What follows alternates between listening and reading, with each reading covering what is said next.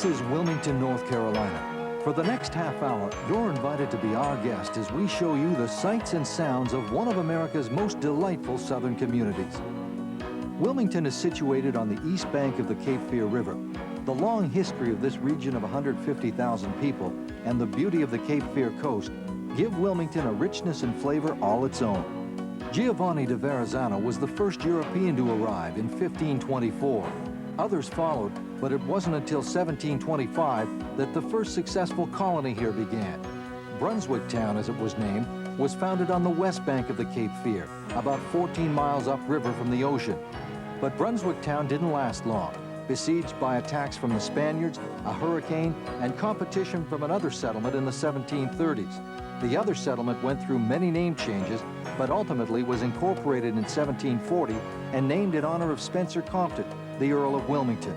Unlike the earlier settlement, Wilmington continued to thrive along the Cape Fear. The protected seaport became a center for shipping lumber, naval stores, and rice.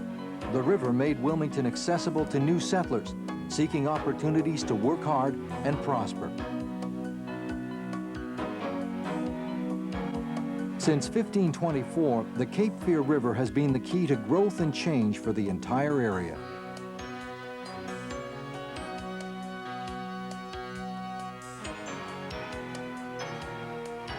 Nestled along the Cape Fear River, Wilmington today continues to be a city on the move. The retail market is consistently among the highest in per capita sales in North Carolina. The population is growing at a pace that far outstrips most of the nation, with no indication of slowing down. The economy is sparked by an industrial base of a variety of small to medium-sized companies and led by large employers such as Corning, General Electric, and DuPont. The Port of Wilmington links the area to international markets around the world. The North Carolina State Ports Authority's terminals handle millions of tons of cargo annually.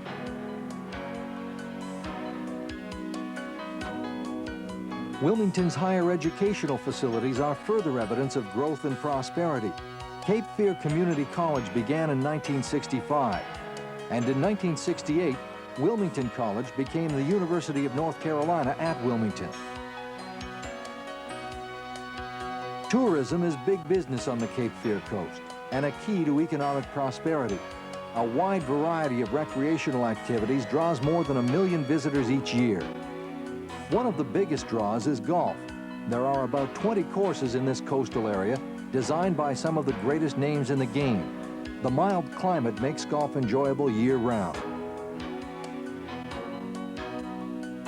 Whether you're visiting Wilmington for business or pleasure, you'll want to take advantage of all that the area offers for your relaxation and enjoyment. In historic downtown Wilmington, you'll find an assortment of shops, restaurants, tours, and other attractions and activities, all within a walkable area. At the north end of Water Street is the Coastline Center, shops, restaurant, and an inn, as well as the Coastline Convention Center itself, a renovated railroad building used for meetings, exhibitions, and banquets. A former freight office is now the home of the Railroad Museum. Located at Water and Red Cross Streets, the museum exhibits articles from as early as 1840, back in the days of the Wilmington and Weldon Railroad.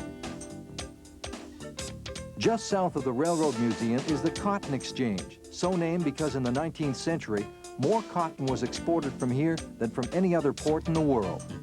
It's now a complex of unique shops, art galleries, and restaurants, housed in a series of well-preserved turn-of-the-century buildings. Walk just a little further south and you'll reach the original site of the old ferry landing at the foot of Market Street. How about a ride on the Henrietta II, a modern version of one of the first steam paddle wheelers built in North Carolina? The original was built in 1817, and for 40 years she plied the river from here to Fayetteville. The foot of Market Street is also the starting point for a charming horse-drawn carriage ride winding through residential sections of Wilmington, a great way to see the variety of architectural styles that adorn this historic city. Feel like a walk? Wilmington Adventure Tours offers a walking tour of downtown, 7 days a week. Your guide, with straw hat and cane, will meet you under the flagpole and escort you to noteworthy places in the downtown area. Across the river is the USS North Carolina Battleship Memorial. It's a short drive around the river or take a water taxi. During the season, the Captain J.N. Maffett will take you directly to the battleship in a 1944 U.S. Navy launch. The Maffett also offers delightful short tours of the harbor and bookings for private parties. When the USS North Carolina was commissioned on April 9, 1941, it was considered the greatest sea weapon in the world. During World War II, she took part in every major naval offensive in the Pacific theater. After viewing a 10-minute orientation film, take about an hour to explore the crew quarters, galley, engine room, and decks. This magnificent ship was the first of the modern American battleships. Nicknamed the Showboat, she earned 15 battle stars during the Second World War. Her massive 16-inch guns had a maximum range of 24 miles. Steel armor plate up to 12 inches thick protected vital parts of this amazing fighting ship.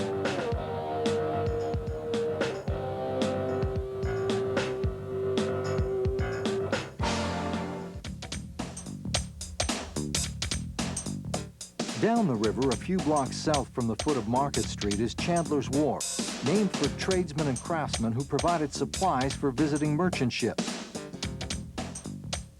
Today, you'll find an assortment of unique shops and restaurants with a view, plus a bit of Wilmington's nautical past. The steam-powered John Taxis is considered the oldest preserved tug in America. Now that you've seen Wilmington's riverfront, you'll want to explore more of this historic city.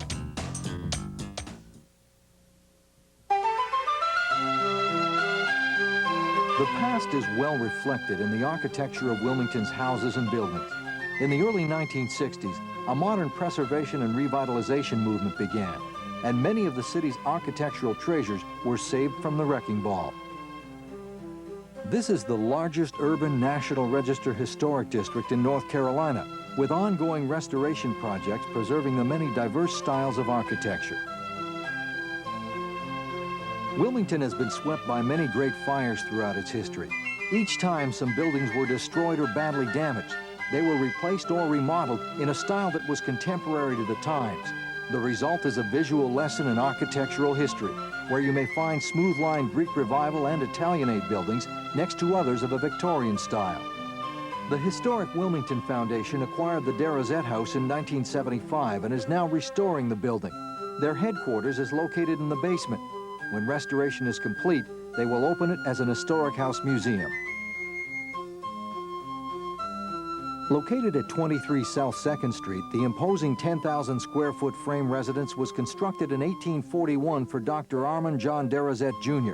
It shows us the classical Greek Revival porch and Italianate vents and brackets that characterize Wilmington's architecture. Mrs. Elizabeth Bridgers added to the beauty of Wilmington. Her house was built in 1905 in the neoclassical revival style. Today it is known as Greystone Inn. The Lower Cape Fear Historical Society has its headquarters in the Zebulon Latimer House. This fine Italianate-style house on South 3rd Street was built in 1852 for a prominent merchant. The south side porch exhibits intricate cast-iron supports with a canopy roof. The Latimer House is open to the public, as is the impressive Burgwin Wright House at 224 Market Street. A fine example of the Georgian style, it is headquarters for the National Society of Colonial Dames of America. Legend has it that this house became the headquarters for Lord Cornwallis in 1781 while the British occupied Wilmington during the Revolutionary War. Built almost 100 years later, the Williams House on 5th Avenue combines two styles of architecture, Italianate and Queen Anne. Like many historic homes, it's not open to the public, but its beauty can be appreciated as you stroll down the avenue.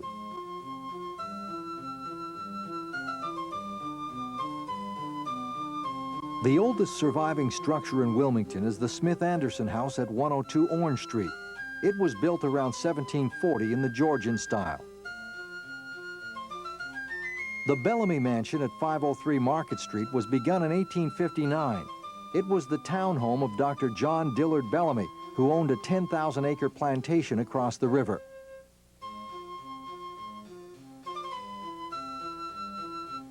The splendid Bellamy Mansion is full-blown classical revival at its best.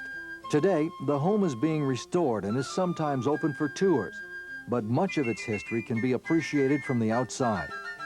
After the fall of Wilmington in the Civil War, the mansion was used as headquarters by federal forces. Later, it became the Freedmen's Bureau. On these very steps, former black slaves were given their papers of freedom.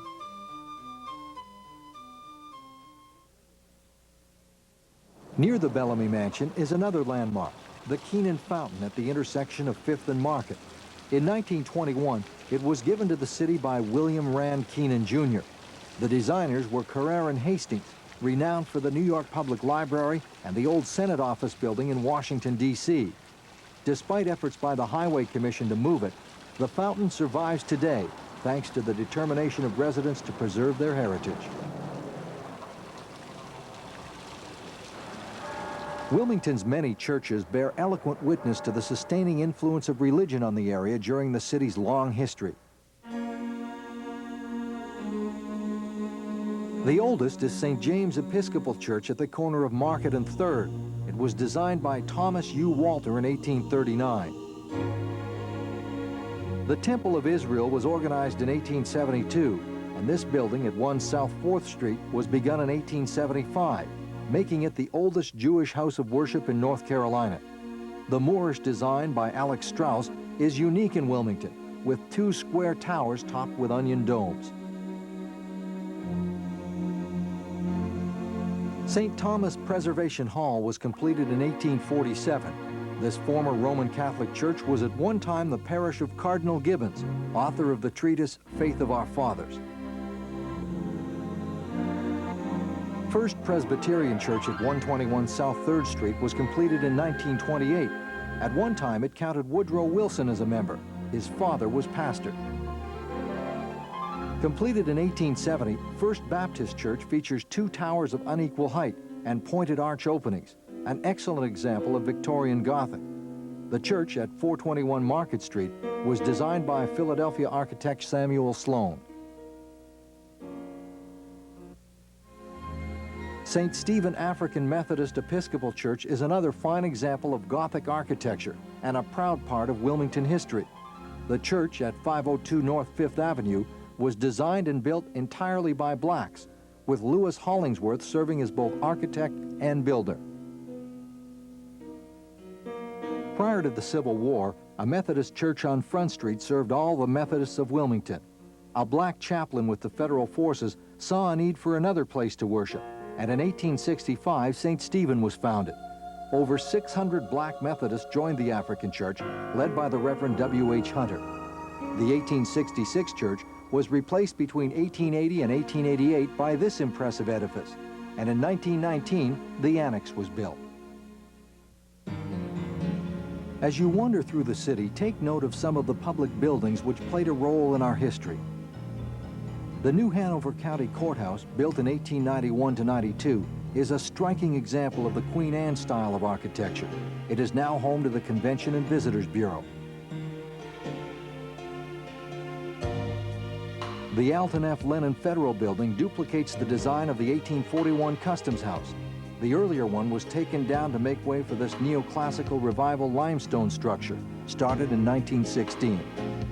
The era of high-rise buildings arrived in the form of the Atlantic and Trust Banking Company building. Located at the corner of Front and Market Streets, this neoclassical revival building was completed in 1912 and was the first building in the city of more than 5 stories. The first Union building was first known as the Murkison Bank Building.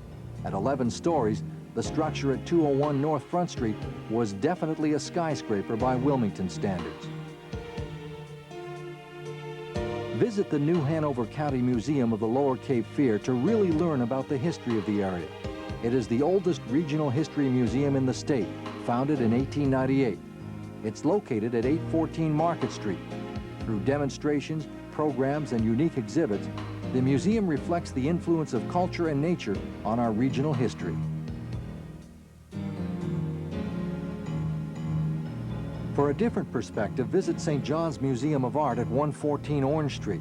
It's actually a complex of 3 historic buildings. The museum houses a permanent art collection that highlights 2 centuries of North Carolina art. A particular treasure is the collection of original color prints by Mary Cassatt, the only American invited to study with the French Impressionists. Another happy marriage of history and the arts is waiting at Thalian Hall, part of City Hall. It was completed in 1858 as an opera house for local and traveling performers and served as a gathering place for political meetings.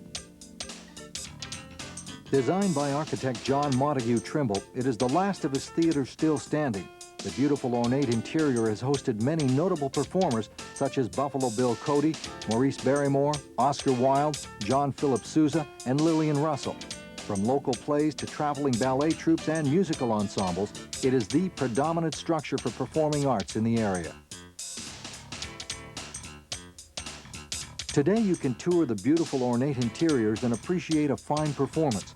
Call the Center box office at 763-9328 for information about what's playing. The Thalian Hall Center for Performing Arts operates the facility for the city, continuing a century-old tradition.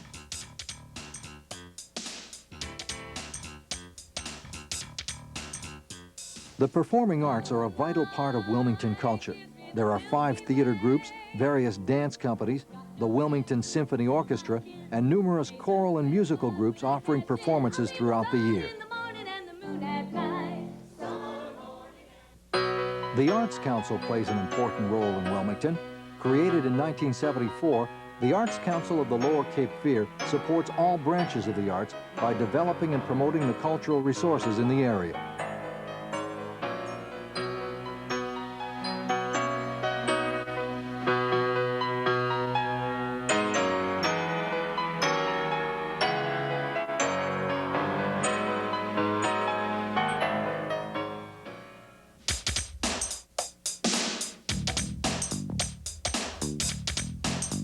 Your visit to Wilmington is bound to include one of the biggest attractions in the area, the beaches.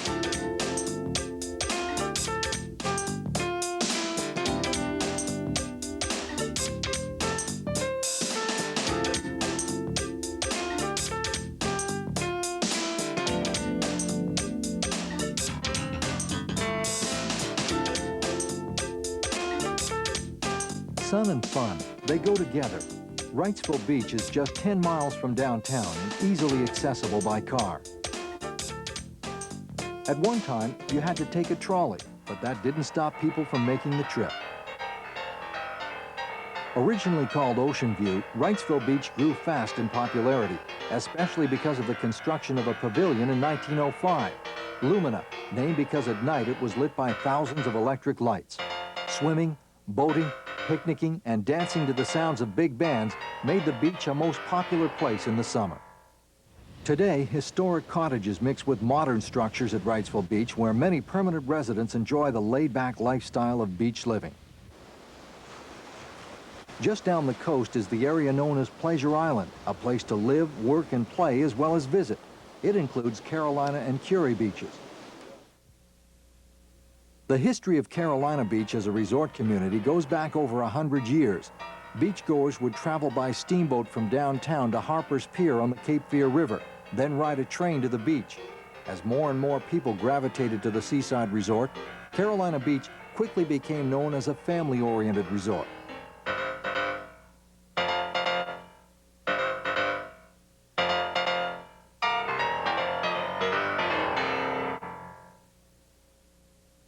The boardwalk is a landmark at Carolina Beach. Built around the turn of the century, the wooden walkway allowed people to promenade next to sand and sea. The boardwalk provided a social scene for Carolina Beach and still does today. Now, with a growing permanent population, the community has something to offer the entire family.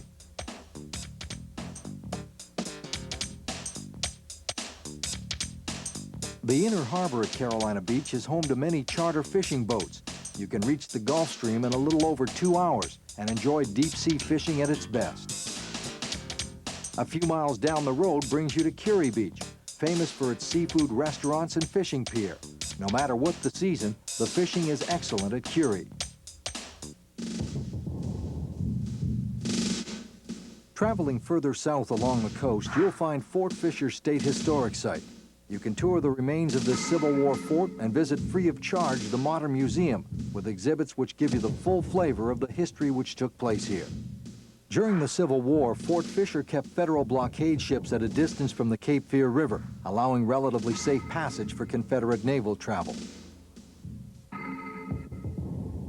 Wilmington was the last major port open to the Confederacy, allowing blockade runners to get supplies to General Lee's Army of Northern Virginia.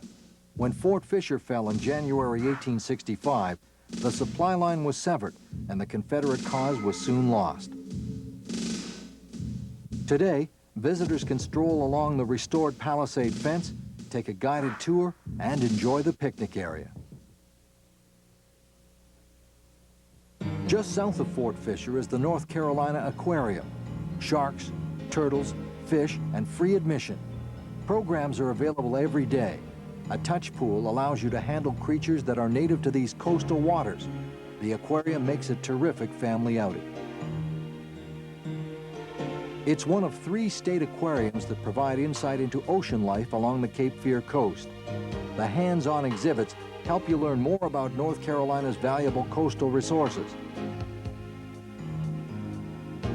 Wander the nature trails, pick up a souvenir at the bookstore, or enjoy a picnic on the deck. Nearby is a regional beach access area. Make a day of it.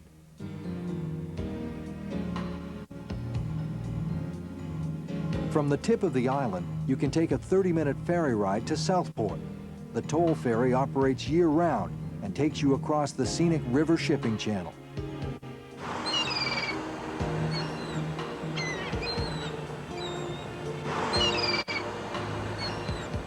Your final destination is the picturesque town of Southport, a quaint fishing village that Newsweek featured as one of the best 7 small towns to live in America. It sits at the mouth of the Cape Fear River. You'll find some shops and restaurants and past delightful Victorian-era houses.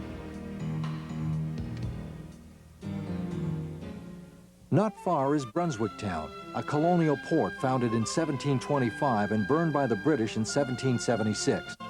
Today you can see the excavated remains of Holmes and Russellborough, the home of 2 royal governors, as well as ruins of St. Philip's Church. Exhibits about colonial life and artifacts gathered from the ruins are displayed in the Free Visitors Center. Just to the north is Orton, a rice plantation founded in 1725 by Roger Moore, who helped lead early rebellions against the British. Although Orton House itself is a private residence, it is located in the center of beautiful gardens which are open to the public and are best enjoyed from the spring to the fall. Another plantation you may want to visit is Poplar Grove. Located 12 miles north of Wilmington, this large plantation was a self-supporting agricultural community. Today you can wander through the grounds to get a feel of daily life on an antebellum plantation, tour the manor house for an admission fee, and have lunch or dinner in the Manor House restaurant. Daily life for the modern visitor to Wilmington means just plain having fun with events scheduled all year round. The biggest and oldest is the North Carolina Azalea Festival held in the spring. The 4-day event includes a parade, concerts, garden tours, and the coronation of Queen Azalea.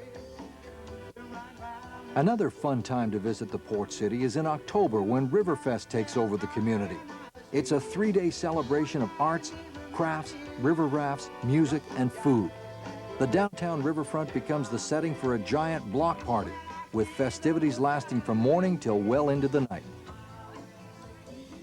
Jazz enthusiasts look forward to the first weekend in February, when the North Carolina Jazz Festival fills the city with music for 2 fabulous days. In November, there's the holiday flotilla at Wrightsville Beach. Boats decorated in Christmas decor parade in Banks Channel. Later in November, the Festival of Trees helps bring in the Christmas spirit and benefits the Lower Cape Fear Hospice. About 75 local businesses compete in decorating Christmas trees, and handmade gifts and crafts are for sale. In December, the Lower Cape Fear Historical Society sponsors a candlelight tour of Wilmington. You can tour private homes and churches while strolling through candlelit streets.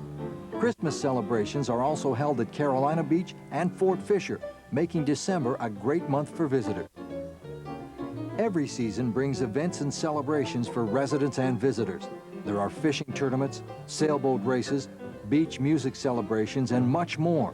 The Visitors Bureau and the Old County Courthouse can give you information about what's happening while you're in the Wilmington area. And don't worry, the city doesn't roll up the sidewalks at dusk. There's plenty of nightlife at any time of year. This is Wilmington, North Carolina, the port city. From the beautifully preserved old homes and historic downtown to the surrounding beaches and attractions, you'll find a variety of things to see and do. The people, the places, the climate, all combine to make Wilmington a wonderful place to visit. Come see and enjoy. For more information about Wilmington or other Wilmington products, call 919-343-8088.